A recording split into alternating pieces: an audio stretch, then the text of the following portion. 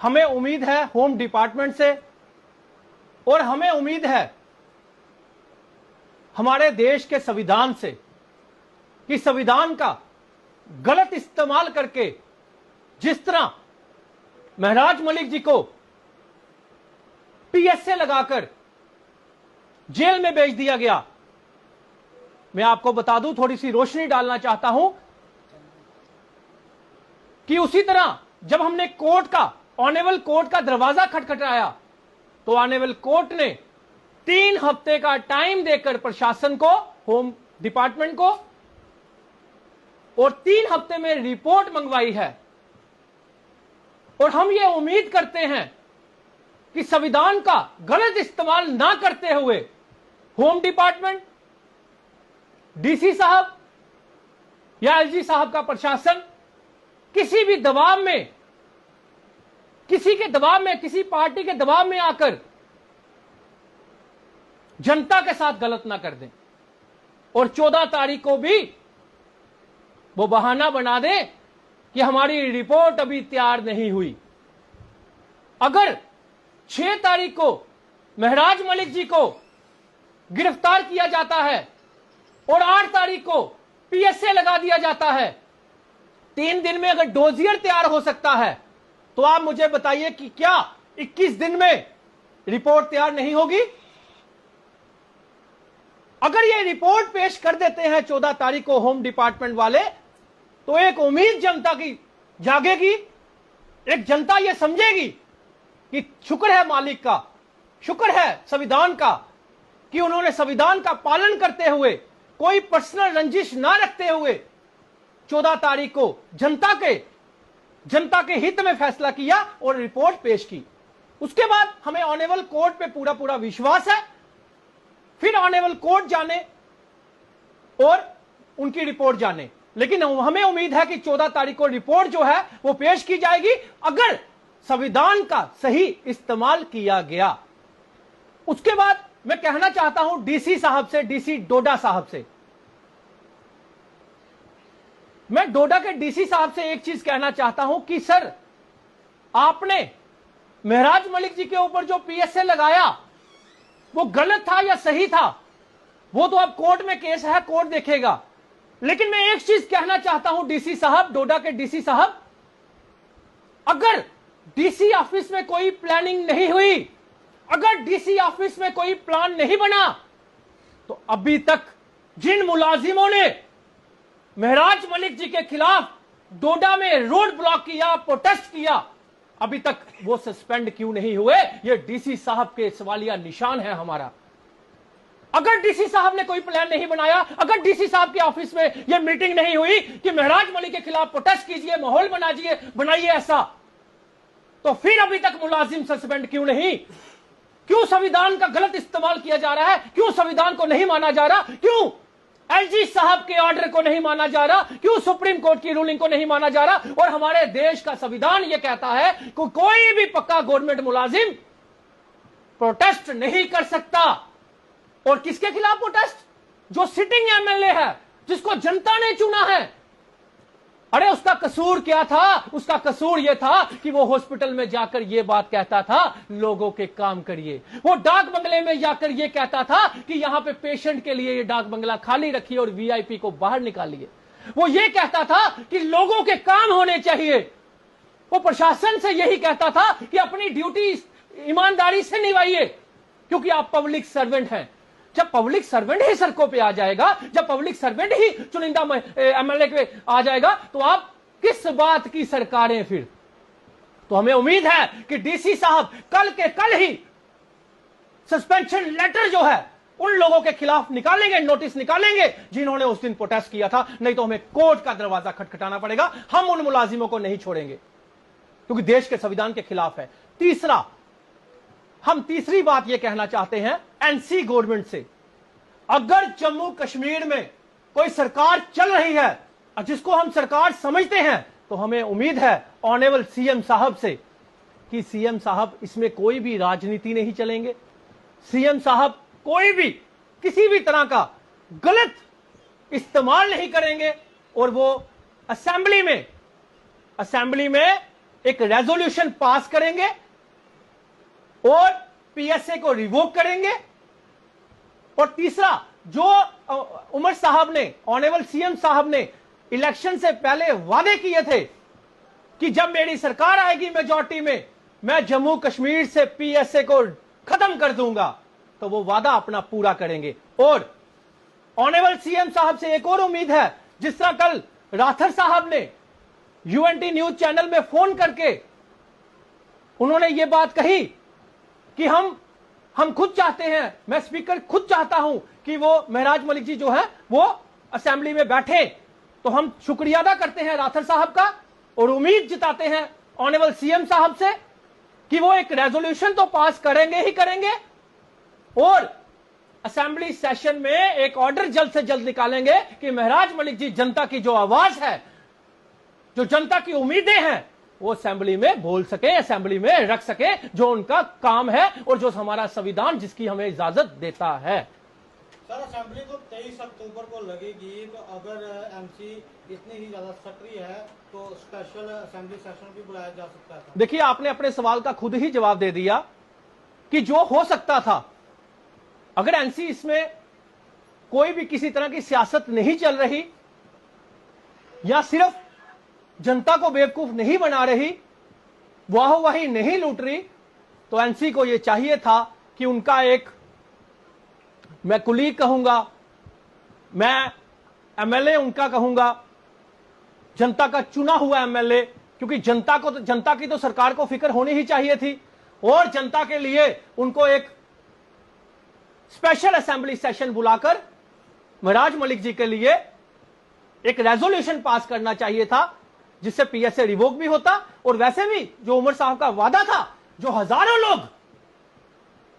लोग जम्मू कश्मीर के निर्दोष भी अंदर हैं, कुछ लोग ऐसे भी होंगे, क्रिमिनल भी अंदर होंगे, लेकिन हजारों लोग निर्दोष भी अंदर हैं जिन पे गलत इल्जाम लगाकर उनको पीएसए लगाकर उनको अंदर रख दिया जाता है, जबकि पीएसए होता है पब्लिक सेफ्टी एक्ट। लेकिन जो महराज मलिक जी पे लगाया गया, मैं उसको कहूंगा कुछ चोर मुलाजिम सेफ्टी एक्ट। और वो कौन से कुछ चोर मुलाजिम सेफ्टी एक्ट है?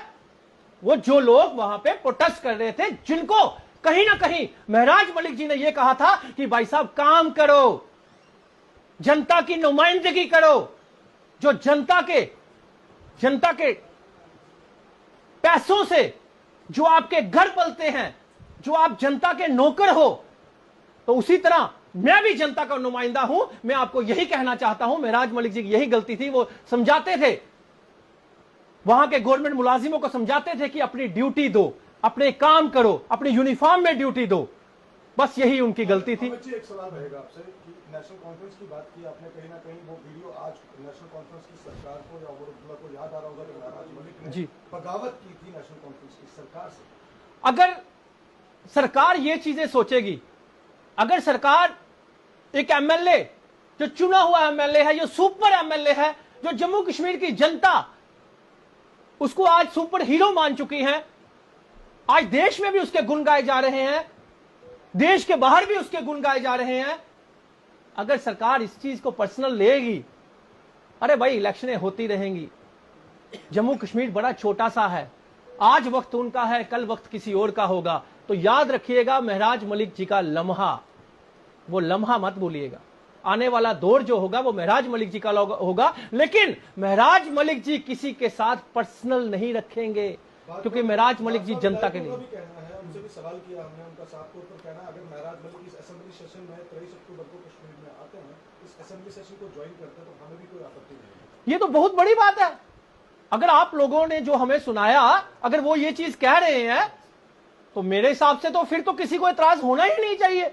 जब 89 एमएलए, उनमें से 25-28 एमएलए जो जम्मू के भी हैं, अगर वो भी ये बात कह रहे हैं, तो फिर ये, क्योंकि बात ये जनता की है, बात ये जनता के मुद्दों की है, बात ये डेली वेजर की है, बात ये यूथ की है, बात ये नौकरियों की है, और बात जम्मू कश्मीर के भले के लिए है। जो एक ही एमएलए, सुपर एमएलए आवाज उठाता है, वो कौन उठाता है? वो महराज मलिक उठाता है।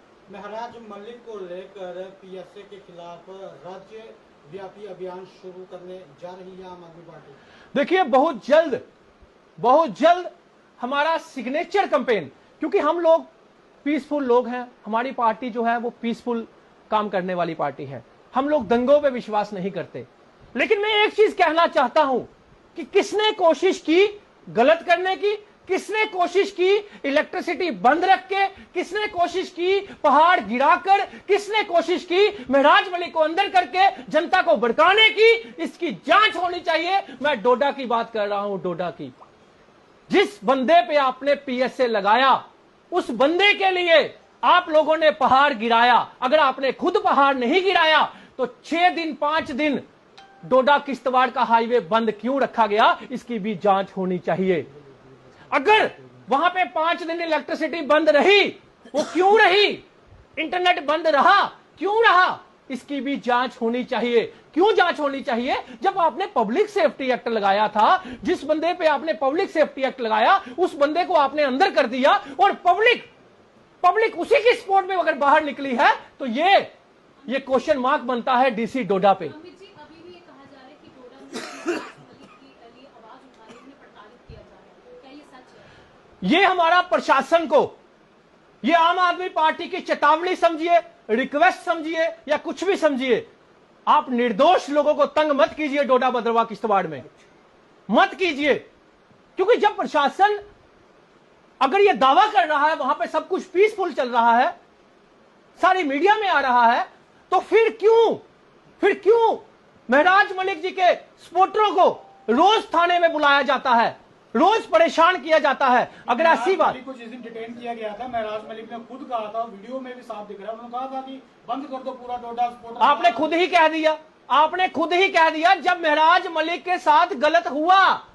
मैंने ये नहीं कहा। अरे सुनो ना भाई साहब, सुनो ना, महराज मलिक जी के साथ जब गलत हुआ, जब उनको पीएसए लगा दिया गया, उसके बाद उन्होंने कहा आप जिम्मेदार मानते हैं ना कहीं ना कहीं महराज मलिक को? अरे आप मुझे बताइए, वजह से हिंसा बढ़ी पहले है। मेरी बात सुनिए। सबसे जिम्मेवार है, अगर मैं आप पे चोरी का इल्जाम लगा रहा हूं या कत्ल का इल्जाम लगा रहा हूं, अगर वो गलत इल्जाम है, तो फिर जाकर लोग बाहर आए हैं। और किसके हक में आए हैं? जिसके ऊपर आपने इल्जाम लगाया।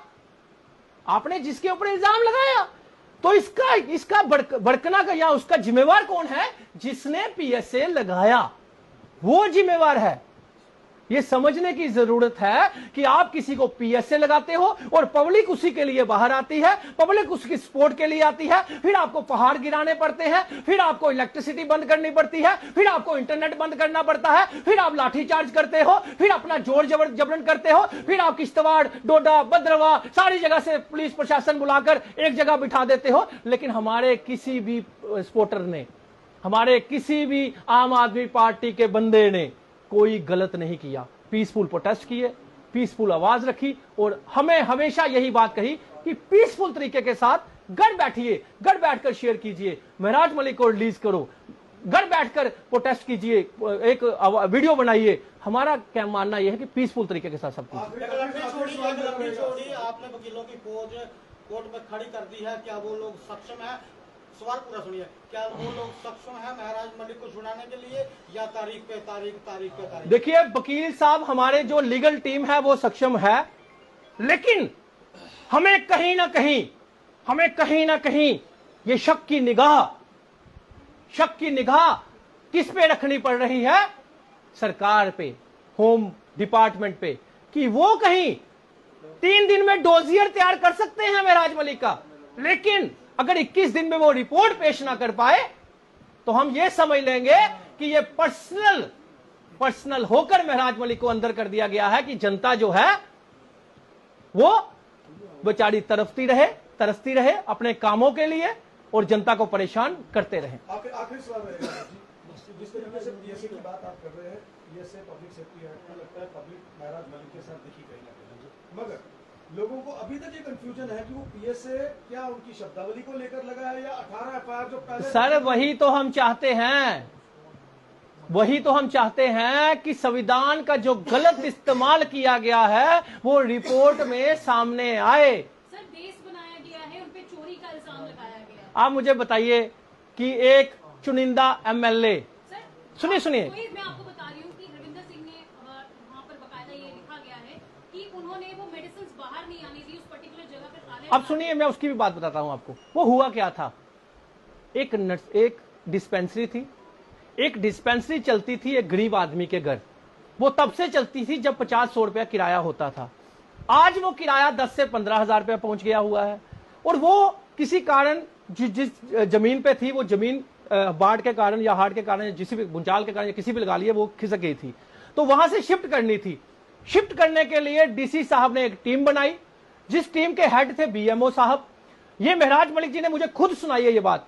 बीएमओ साहब हेड थे और बीएमओ साहब ने वही जगह रिकमेंड की थी जहां पे महराज मलिक जी ने वो वहां पे शिफ्ट करवाई। और महराज मलिक जी ने खुद नहीं करवाई, ये पूरा गांव बैठा, पूरे गांव ने रेजोल्यूशन पास किया। जब डीसी साहब कितने महीनों से वो काम नहीं कर पा रहे थे, ना उसको किराया दिया, ना वो शिफ्ट करवा रहे थे, तो जहां पे बीएमओ साहब ने रिकमेंड किया था वहीं पे शिफ्ट करवाई। लेकिन डीसी साहब ने गलत इस्तेमाल किया अपनी पावर का, और डीसी साहब ने बीएमओ से भी वो वीडियो डिलीट करवाई, रिकमेंडेशन रिटर्न में चेंज करवाई। Abuse of power, abuse of chair इस्तेमाल करके वो जो डिस्पेंसरी है, वो डिस्पेंसरी जो है कहां पे रखी गई, फिर डीसी साहब ने कहां शिफ्ट की? ये सुनने वाली बात है। डीसी साहब ने वहां शिफ्ट की कि जो एक पार्टी से बिलोंग करता था और दो गवर्नमेंट एक ऑफिस से वो उसी के घर में चल रहे थे, तीसरा भी वहीं शिफ्ट किया गया। क्या लालच था डीसी साहब को पर्सनल? क्या लालच था डीसी साहब को पर्सनल कि तीसरा भी उसी घर में जाए? क्या लालच था? ये इंक्वायरी की जरूरत है, ये सीबीआई की जांच होनी चाहिए। और इस चीजों के लिए ये जांच बड़ी जरूरी है ताकि तथ्य सामने आए। धन्यवाद।